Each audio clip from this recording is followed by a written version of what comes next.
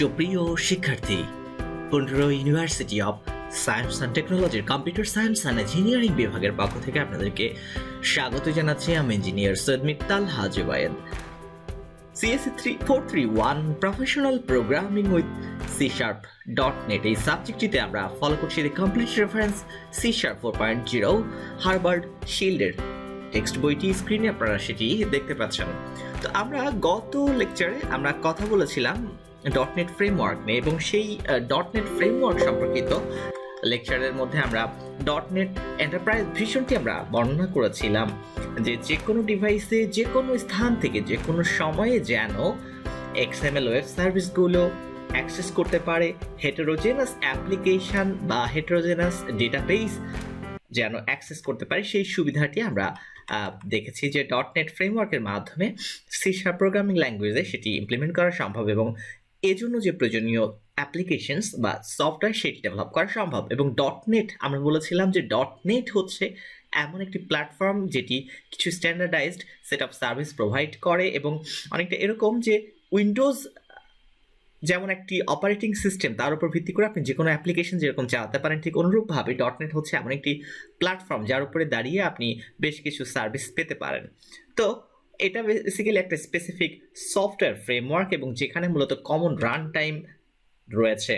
So .NET ফ্রেমওয়ার্কটি হচ্ছে .NET এর জন্য প্রোগ্রামিং মডেল। সো .NETটা হচ্ছে একটা প্ল্যাটফর্ম বা সফটওয়্যার ফ্রেমওয়ার্ক, এবং যে প্ল্যাটফর্মে .NET managed code platform for running .NET managed code in a virtual machine। এই যে ম্যানেজড কোডের কথা বলছিলাম, আমরা জানি যে অবজেক্ট ওরিয়েন্টেড প্রোগ্রামিংয়ে যদি আমরা জাভার কথা বলি, সেক্ষেত্রে জাভাতে লেখা সোর্স কোড সরাসরি মেশিন কোডে রূপান্তর না হয়ে প্রথম ধাপে সেটি একটি মধ্যবর্তী ল্যাঙ্গুয়েজে রূপান্তরিত হয়, যেটিকে আমরা বলি বাইট কোড। ঠিক অনুরূপভাবে C# এরকম মধ্যবর্তী একটি কোড হচ্ছে ম্যানেজড কোড, বা আমরা বলি ইন্টারমিডিয়েট কোড, এবং এই ইন্টারমিডিয়েট কোডটাকে পরবর্তীতে রান করার প্ল্যাটফর্ম মূলত প্রোভাইড করে এই .NET ফ্রেমওয়ার্ক, এবং এটা প্রোভাইড করছে very good environment to develop networked applications এবং ওয়েব সার্ভিসেস।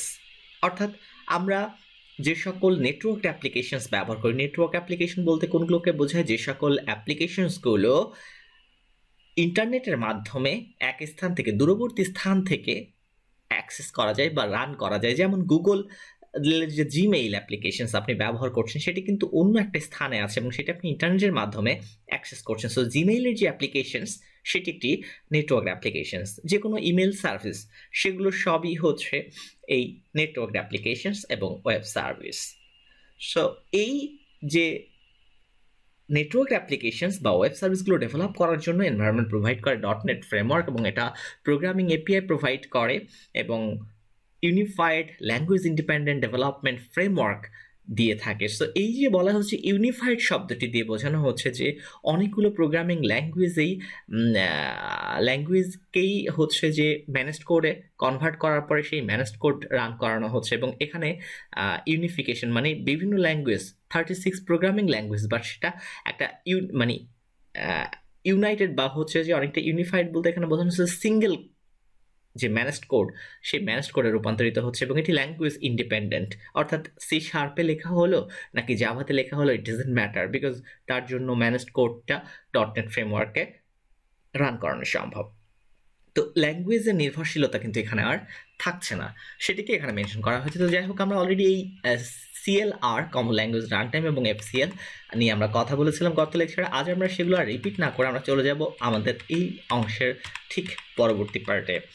তো এখানে কমন ল্যাঙ্গুয়েজ রান টাইম নিয়ে আজকে আমাদের কথা। Common language run time manages running code like a virtual machine. Common language run time আসলে যেটি করে,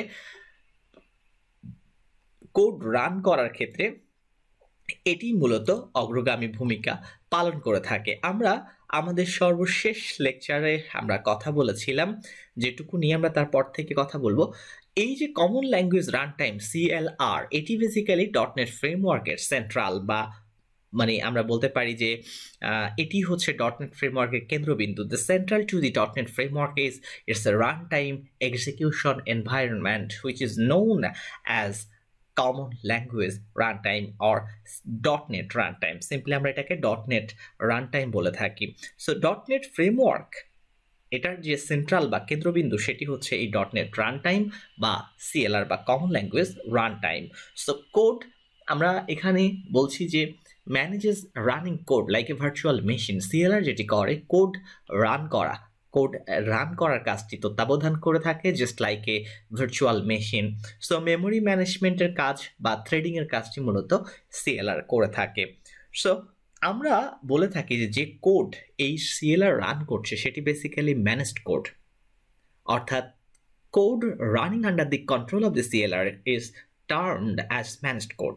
so before it can be executed by the CLR, any source code আপনি সেটি C# লেখেন, জাভাতে লেখেন বা অন্য যে কোনো প্রোগ্রামিং ল্যাঙ্গুয়েজে লেখেন না কেন, সোর্স কোডটিকে অবশ্যই কম্পাইলেশন করতে হয়। মনে রাখতে হবে যে যদি আপনি CLR দিয়ে কোনো কোড এক্সিকিউট করতে চান তাহলে যে সোর্স কোড বলতে আমরা বোঝাই যে প্রোগ্রামিং ল্যাঙ্গুয়েজে একজন প্রোগ্রামার যে কোড লেখে সেটিকে আমরা বলি সোর্স কোড, সেটিকে কম্পাইল করার পরে তৈরি হবে ম্যানেজড কোড এবং এই ম্যানেজড কোড মূলত এক্সিকিউট হবে CLR দ্বারা। সো এই যে compilation occurs in two steps in .NET framework.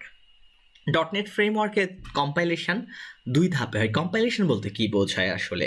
Source কোডকে machine কোডে রূপান্তর, সেটিকে বলা হচ্ছে কম্পাইলেশন বা ট্রান্সলেশন। সো এই কম্পাইলেশনটা .NET-এ দুই ধাপে ঘটে। সেটা হচ্ছে সোর্স কোডকে কম্পাইল করে ইন্টারমিডিয়েট ল্যাঙ্গুয়েজ বা IL-এ রূপান্তর করা এবং এরপরে এই IL-টাকে কম্পাইল করে প্ল্যাটফর্ম স্পেসিফিক কোড বা মেশিন কোড জেনারেট করা এবং এই কাজটি করে থাকে কমন ল্যাঙ্গুয়েজ রান টাইম। এই যে টু স্টেজ কম্পাইলেশন প্রসেস, এটি হচ্ছে .NET ফ্রেমওয়ার্কের কম্পাইলেশনের প্রক্রিয়া।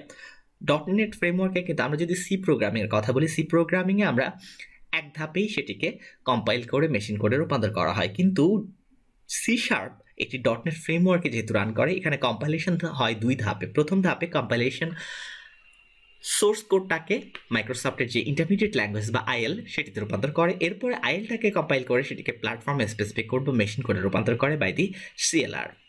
সো এই যে আমরা বলছি no interpreter, JIT compiler produces native code. এই নেটিভ কোড বলতে বোঝায় machine code during the program installation or at run time. এই যে বিষয়টি যে CLR যেটি করে যে রান টাইমেই সেটিকে কম্পাইলেশনের মাধ্যমে মেশিন কোড বা নেটিভ কোডে রূপান্তর করে থাকে। এক্ষেত্রে আমাদের কোনো ইন্টারপ্রেটার প্রয়োজন নেই।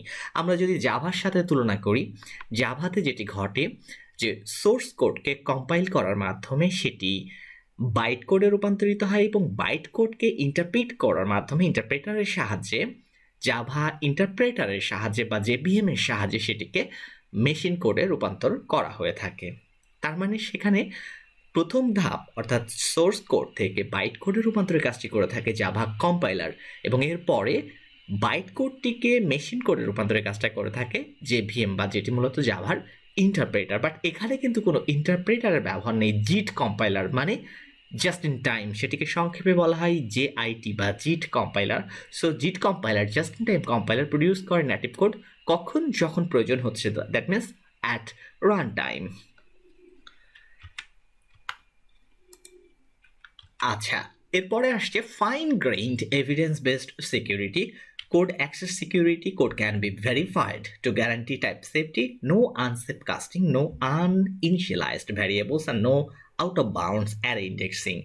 এই যে বিষয়গুলো রয়েছে, যে কোনো টাইপ কাস্টিং যখন করা হয় অর্থাৎ এক টাইপ থেকে যখন অন্য টাইপে রূপান্তরিত করা হয় সেখানে কোনো আনসেফ কাস্টিংটা এখানে মানে এই CLR কোনো আনসেফ কাস্টিং অ্যাপ্রুভ করে না। মানে হচ্ছে কোনো আনইনিশিয়ালাইজড ভেরিয়েবল এখানে অ্যাকসেপ্ট করা হয় না, কোনো আনসেফ কাস্টিং এখানে অ্যাকসেপ্ট করা হয় না এবং out of bounds array indexing মানে অ্যারের সাইজ হচ্ছে 10 কিন্তু আপনি চেষ্টা করছেন 11 নম্বর অ্যারে ইন্ডেক্স করার, সেই সুযোগ এখানে নেই বা দেওয়া হয় না। সো কোড অ্যাক্সেস সিকিউরিটিটা এখানে খুব ভালোভাবে মেনটেন করার সুযোগ ঘটে।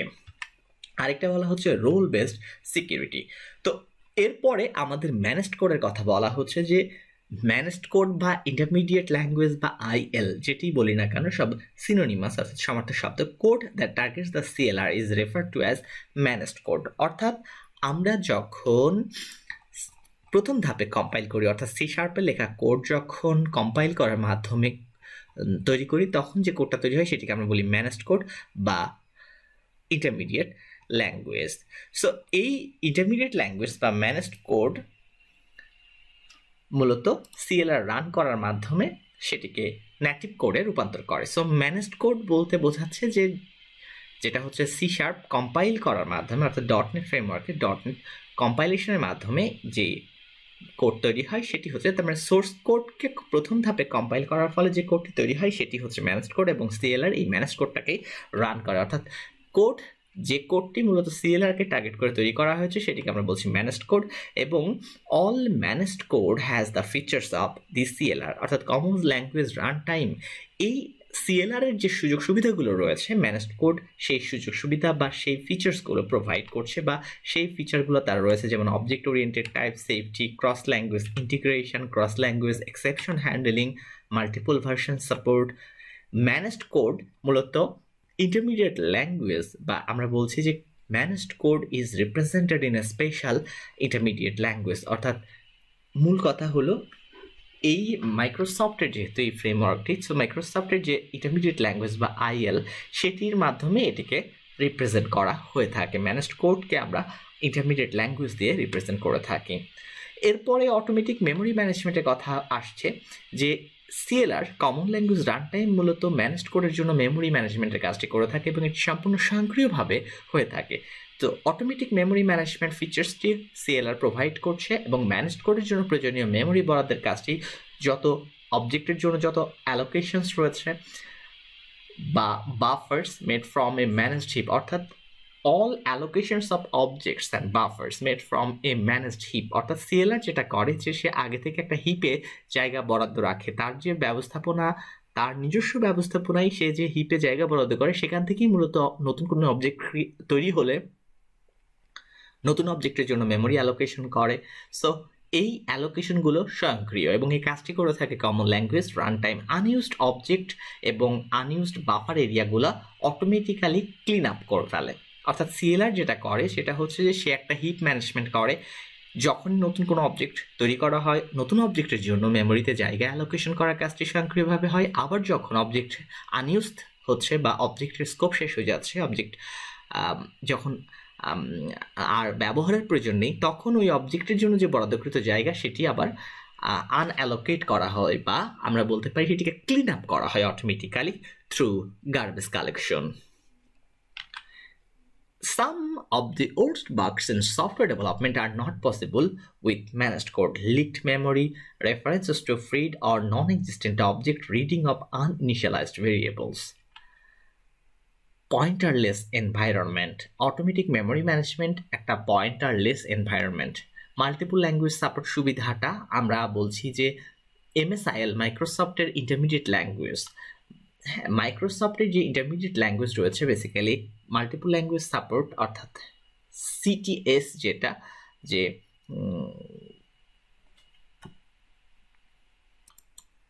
সিটিএস এর পূর্ণরূপ হচ্ছে common type system. So common type system বলতে আসলে কি বোঝায়? মাইক্রোসফটের ডটনেট ফ্রেমওয়ার্কে এই যে কমন টাইপ সিস্টেম বা সিটিএস, যেটা বেসিক্যালি একটা standard that specifies how type definitions and specific values of types are represented in computer memory. CTS হচ্ছে একটা rich type system built into the CLR, এবং এখানে ইন্টিজার, ফ্লোট, স্ট্রিং বিভিন্ন ধরনের টাইপগুলো implement করা হয়েছে, এবং এই টাইপগুলোর উপরে বিভিন্ন অপারেশন সেগুলো এখানে স্পেসিফাই করা হয়েছে। আমরা যদি উইকিপিডিয়ার আর্টিকেল দেখি কমন টাইপ সিস্টেম বা সিটিএস সম্পর্কে, এখানে বলা হচ্ছে যে মাইক্রোসফটের ডটনেট ফ্রেমওয়ার্কে সিটিএস হচ্ছে একটা স্ট্যান্ডার্ড। তার মানে কমন টাইপ সিস্টেম বলতে আমরা আসলে একটা স্ট্যান্ডার্ডকে বোঝাই, যে স্ট্যান্ডার্ডে বলা আছে কি বিষয়ে, যে হাউ টাইপ ডেফিনিশনস এবং স্পেসিফিক ভ্যালুস অফ টাইপস, এই যে বিভিন্ন ধরনের ইন্টিজার কিংবা ফ্লোট, এই যে বিভিন্ন ধরনের টাইপ ডেফিনিশনসগুলো রয়েছে সেগুলোকে আমরা কম্পিউটার মেমোরিতে কিভাবে রিপ্রেজেন্ট করব, এই যে টাইপগুলোর স্পেসিফিক ভ্যালু সেগুলোকেই বা আমরা কীভাবে মেমোরিতে স্পেসিফিকভাবে রিপ্রেজেন্ট করব, সেই বিষয়গুলো বলা আছে এই স্ট্যান্ডার্ডে। So CTS is nothing but a standard that specifies how type definitions and specific values of types are represented in common computer memory. It is intended to allow programs written in different programming languages to easily share information. তো এই বিষয়গুলো যে CTS আমরা যদি দেখি যে ডটনেট ফ্রেমওয়ার্কের একটা part হচ্ছে এই কমন টাইপ সিস্টেম এবং আরেকটি হচ্ছে সিএলএস অর্থাৎ কমন ল্যাঙ্গুয়েজ স্পেসিফিকেশন। এবং বেসিক্যালি এই স্পেসিফিকেশন হচ্ছে সিটিএসেরই একটা সাবসেট। মানে এই কমন ল্যাঙ্গুয়েজ স্পেসিফিকেশনে বলা আছে যে আসলে প্রত্যেকটা প্রোগ্রামিং ল্যাঙ্গুয়েজ কোন কোন রুলসগুলো এবং রেস্ট্রিকশনসগুলো তাদেরকে অবশ্যই ফলো করতে হবে, মানে যদি তারা ডটনেট ফ্রেমওয়ার্কে রান করাতে চায়। সো যে সকল 36টা প্রোগ্রামিং ল্যাঙ্গুয়েজের কথা যদি আমরা বলি, যে এই যে 36টি প্রোগ্রামিং ল্যাঙ্গুয়েজ রয়েছে তারা যে ডটনেট ফ্রেমওয়ার্কের আন্ডারে রান হচ্ছে, তাদেরকে কিছু সেট অফ রুলস এবং রেস্ট্রিকশনস তাদেরকে অবশ্যই মেনে চলতে হবে। এই set of rules and restrictions that every language must follow which runs under the .NET framework, তাদের সেটা আমরা বলে থাকি, সেই সেট অফ রুলস এবং রেস্ট্রিকশনসকে আমরা বলি সিএলএস বা কমন ল্যাঙ্গুয়েজ স্পেসিফিকেশন। এবং এই সিটিএস আর সিএলএস হচ্ছে বেসিক্যালি পার্ট অফ .NET। তো যাই হোক, আমরা যদি দেখি সিটিএস এর কথা এখানে যতটুকু বলা হয়েছে, এরপরে এই সিএলএস এর কথা বলা হচ্ছে যে CLS is a set of specification that all languages libraries need to follow. এই যে বিষয়টি যে আমার 36টি প্রোগ্রামিং ল্যাঙ্গুয়েজ রয়েছে, মানে অনেকটা এরকম যে একটা বিশ্ববিদ্যালয় ধরা যাক 6টা ইঞ্জিনিয়ারিং কলেজকে বিএসসি ইঞ্জিনিয়ারিং ডিগ্রি কারিকুলামে পাঠদানের অনুমতি দিয়েছে, সেক্ষেত্রে অবশ্যই এই 6টি ইঞ্জিনিয়ারিং কলেজকে বিশ্ববিদ্যালয়ের কিছু মৌলিক নীতিমালা বা মৌলিক বিধিবিধান মেনে চলতে হবে, কারিকুলাম মেনে চলতে হবে, এবং তাদের নিয়মকানুনগুলো বিশ্ববিদ্যালয় থেকে সেট করার নিয়মকানুনগুলো সকলের জন্য প্রযোজ্য। সেই যে কমন কিছু সেট অফ রুলস রয়েছে, রেস্ট্রিকশনস রয়েছে, যেগুলো এই 6টি কলেজ ইঞ্জিনিয়ারিং কলেজ মেনে চলতে বাধ্য, সো সেটি মূলত আমাদের এখানে অনেকটা সিএলএস অর্থাৎ প্রোগ্রামিং ল্যাঙ্গুয়েজ, যে 36টি প্রোগ্রামিং ল্যাঙ্গুয়েজ ডটনেট ফ্রেমওয়ার্কের আন্ডারে রান হচ্ছে, তাদেরকে কিছু স্পেসিফিকেশন দিয়ে দেওয়া হয়েছে, যে কিছু সেট অফ রুলস এবং রেস্ট্রিকশনস দেওয়া হয়েছে, যেগুলোকে তাদেরকে অবশ্যই মেনে চলতে হবে। যার ফলে মেনে যখন চলবে তখন কি হবে, একটা ইঞ্জিনিয়ারিং কলেজের স্টুডেন্ট চাইলে দেখা গেল সেকেন্ড ইয়ারের পরে তার বাবা ট্রান্সফার হয়ে গেছে, সে আরেকটা অর্থাৎ টিএমএসএস ইঞ্জিনিয়ারিং কলেজ রাজশাহী বিশ্ববিদ্যালয়ের ইঞ্জিনিয়ারিং ফ্যাকাল্টির আন্ডারে, আবার রংপুর ইঞ্জিনিয়ারিং কলেজ রাজশাহী বিশ্ববিদ্যালয়ের ইঞ্জিনিয়ারিং ফ্যাকাল্টির আন্ডারে।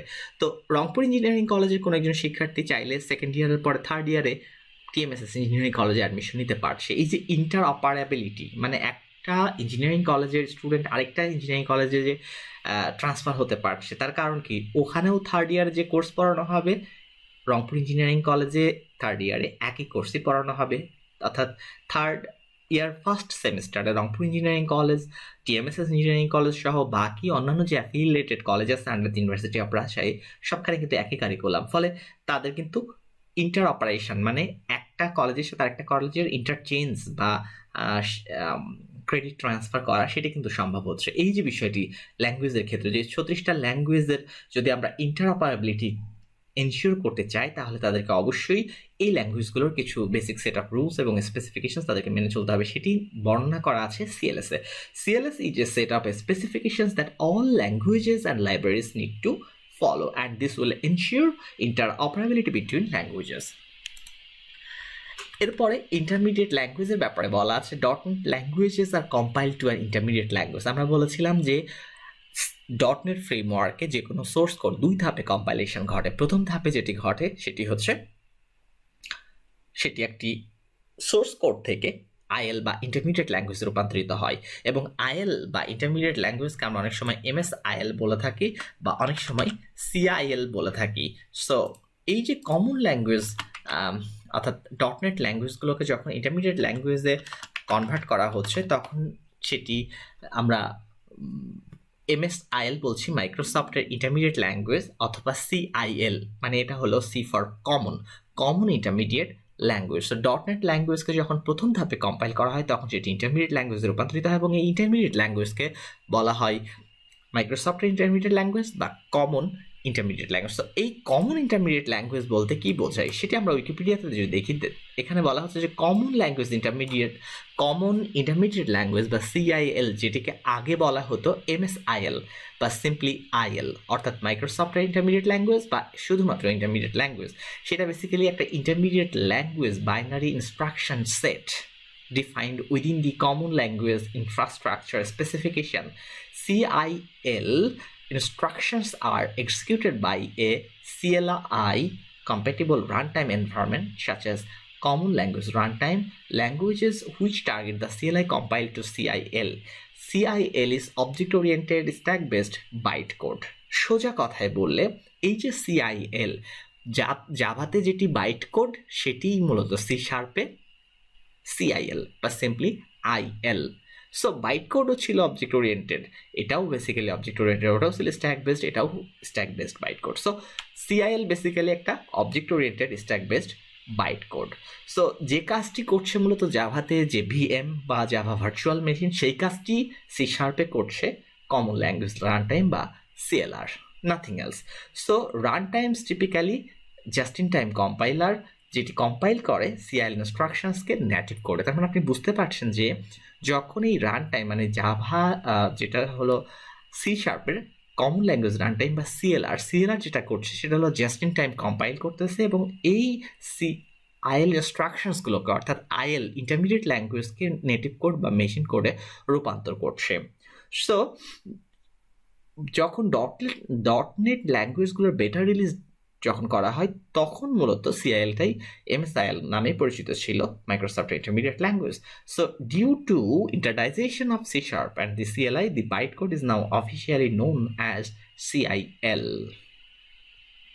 তো এই হলো কথা যে বাইটকোডটাকেই এখন আমরা অফিসিয়ালি CIL হিসাবে নাম দেওয়া হয়েছে যখন C# স্ট্যান্ডার্ডাইজেশন করা হয়েছে। তো যাই হোক, এই ছিল আমাদের কথা যে CLR কম্পাইল করে। তার মানে আমরা বলছি যে C# কম্পাইলেশন দুই ধাপে ঘটে। প্রথম ধাপে C# সোর্স কোড IL বা CIL বা MSIL অর্থাৎ ইন্টারমিডিয়েট ল্যাঙ্গুয়েজে রূপান্তরিত হয়। এই ইন্টারমিডিয়েট ল্যাঙ্গুয়েজকে আবার জিট কম্পাইলার যেটি করে, জিট কম্পাইলার কম্পাইলেশনের মাধ্যমে সেটিকে মেশিন কোডে রূপান্তর করে। সো CLR এই কাজটি করে থাকে যে CLR common language run time intermediate ল্যাঙ্গুয়েজকে কম্পাইল করে কোন ফ্যাশনে, জিট ম্যানারে, অর্থাৎ যখন প্রয়োজন হবে তখন, অর্থাৎ প্রত্যেকটি function is compile just before execution, যখন এক্সিকিউশন হবে ঠিক তার আগ মুহূর্তে প্রত্যেকটি সেই ফাংশনটিকে কম্পাইল করবে। যদি কোনো ফাংশনের মানে এক্সিকিউশনই না হয় বা প্রয়োজন না পড়ে তাহলে সেই ফাংশনটিকে অযথা সেটি মেশিন কোডে রূপান্তর করবেই না। So as function is compile just before execution, the JIT code stays in memory for subsequent কলস।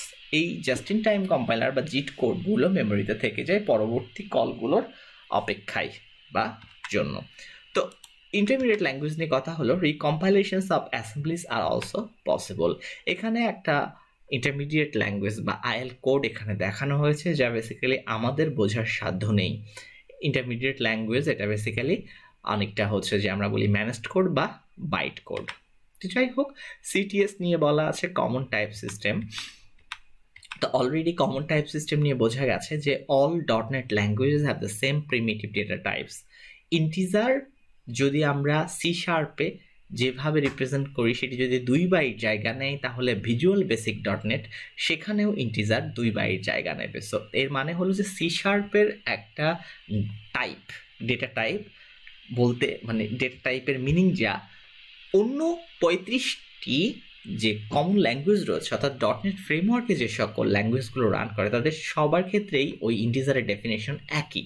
অর্থাৎ ইন্টিজার যদি মেমোরিতে 2 বাইট জায়গা দখল করে C# ক্ষেত্রে, জাভার ক্ষেত্রেও তাই করবে, কোবলের ক্ষেত্রেও, কিংবা দেখা গেল ভিজুয়াল বেসিকের ক্ষেত্রেও তাই করবে। অর্থাৎ C# ক্ষেত্রে ইন্টিজারের যা মিনিং ভিজুয়াল বেসিক .NET-এর ক্ষেত্রেও C# তাই একই মিনিং, ইন্টিজারের একই মিনিং। একইভাবে 34টা প্রোগ্রামিং ল্যাঙ্গুয়েজ আরও যেগুলো আছে সেগুলোর ক্ষেত্রেও ইন্টিজারের মিনিংটি একই। তার মানে এই যে ডেটা টাইপ, এই ডেটা টাইপগুলোর মিনিং সব ল্যাঙ্গুয়েজেই একই থাকবে। So when communicating between modules written in any .NET language, the types are guaranteed to be compatible on the binary level. So যখন আমি হয়তো একটা প্রোগ্রামের সেভারাল মডিউলস লিখলাম, কোনোটা C# লিখেছি, কোনোটা ভিজুয়াল বেসিকে, এখন যখন কম্পাইল করা হবে বা যখন C# লেখা কোনো মডিউল ভিজুয়াল বেসিক .NET-এ লেখা মডিউলের সাথে কমিউনিকেট করবে তখন এইগুলোর ক্ষেত্রে টাইপগুলো যেন কম্প্যাটিবল হয়, মানে সবারই টাইপ যেন কমন হয় সেইটি এনশিওর করার দায়িত্বটা নিয়েছে মূলত কমন টাইপ সিস্টেম। এরপরে আছে কমন ল্যাঙ্গুয়েজ স্পেসিফিকেশন বা সিএলএস। আমরা অলরেডি দেখেছি যে any language that conforms to the CLS is a dot net language, অর্থাৎ যে সকল প্রোগ্রামিং ল্যাঙ্গুয়েজ সিএলএস বা কমন ল্যাঙ্গুয়েজ স্পেসিফিকেশন মেনে চলে সেই সকল প্রোগ্রামিং ল্যাঙ্গুয়েজকে আমরা বলি dot net language. A language that conforms to the CLS has the ability to take full advantage of the FCL. Framework class library সম্পর্কে আমরা জেনেছি যে ফ্রেমওয়ার্ক ক্লাস লাইব্রেরি হচ্ছে একটা বিশাল ক্লাস লাইব্রেরি যেখানে আগে থেকেই প্রচুর সংখ্যক ক্লাস তৈরি করে রাখা আছে এবং সেই ক্লাসের উপর ভিত্তি করে আপনি চাইলে অবজেক্ট তৈরি করে অবজেক্টকে কেন্দ্র করে খুব ভালো প্রোগ্রামিং করতে পারবেন। তো যে সকল প্রোগ্রামিং ল্যাঙ্গুয়েজ সিএলএস মেনে চলে তারা ডটনেট প্ল্যাটফর্মে রান হবে এবং ডটনেট প্ল্যাটফর্মের যে অ্যাডভান্টেজ রয়েছে তার মূল অ্যাডভান্টেজ কিন্তু এফসিএল এর কারণেই সেই অ্যাডভান্টেজগুলো পাওয়া যাচ্ছে। সো এনি ল্যাঙ্গুয়েজ যেটি সিএলএস এর সাথে অর্থাৎ সিএলএস মেনে চলে তার এই এফসিএল এর সুযোগ সুবিধাগুলো সে নিতে পারবে। সো সিএলএস যেটি কমন ল্যাঙ্গুয়েজ স্পেসিফিকেশন সেটা একমা কর্তৃক স্ট্যান্ডার্ডাইজ করা হয়েছে। এখানে আমরা কিছু ডটনেট ল্যাঙ্গুয়েজ দেখতে পাচ্ছি যেমন C plus plus, C sharp, J sharp, JScript, VB dot net, এরকম আরও অনেকগুলো ল্যাঙ্গুয়েজ রয়েছে যেমন Perl, Python, Pascal, APL, COBOL, IFL, Haskell, ML, Oberon, Scheme, Smalltalk, এরকম সব মিলিয়ে মোটামুটিভাবে 36টি প্রোগ্রামিং ল্যাঙ্গুয়েজ রয়েছে যারা ডটনেট ফ্রেমওয়ার্কের আন্ডারে রান হচ্ছে এবং তারা অবভিয়াসলি সিএলএস মেনে চলে, কমন ল্যাঙ্গুয়েজ স্পেসিফিকেশন মেনে চলে, বিধায় সেগুলো সবই ডটনেট ল্যাঙ্গুয়েজ। তো এই ছিল। এরপরে আমরা সি শার্প ল্যাঙ্গুয়েজ নিয়ে এখানে কিছু কথা বলা আছে যে সি শার্প প্রোগ্রামিং ল্যাঙ্গুয়েজ যখন ডেভেলপ করা হয়েছে তখন সেখানে সি প্লাস প্লাসের ফিচার, জাভার ফিচার এবং ডেলফির ফিচার সেখানে মিক্সিং ঘটানো হয়েছে।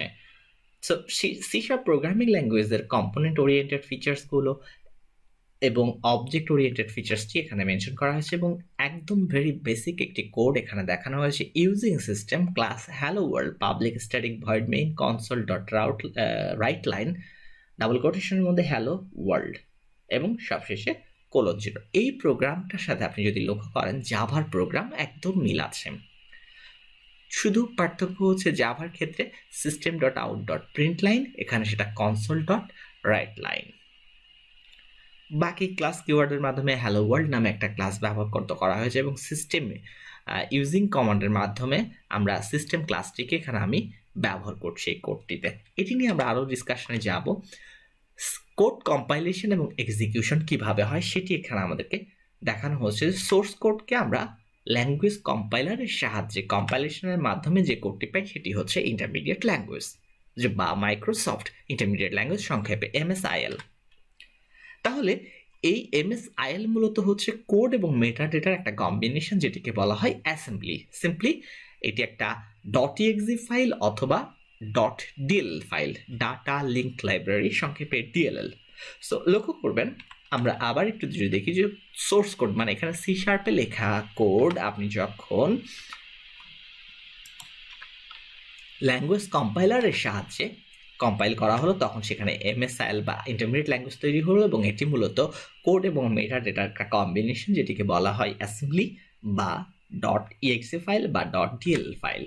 এবার এই যে মেটাডেটা এবং কোডের কম্বিনেশন যেটিকে আমরা বলছি ইন্টারমিডিয়েট ল্যাঙ্গুয়েজ, সেটি এখন জিট কম্পাইলারে ইনপুট দেওয়া হচ্ছে। Before installation or the first time method is called.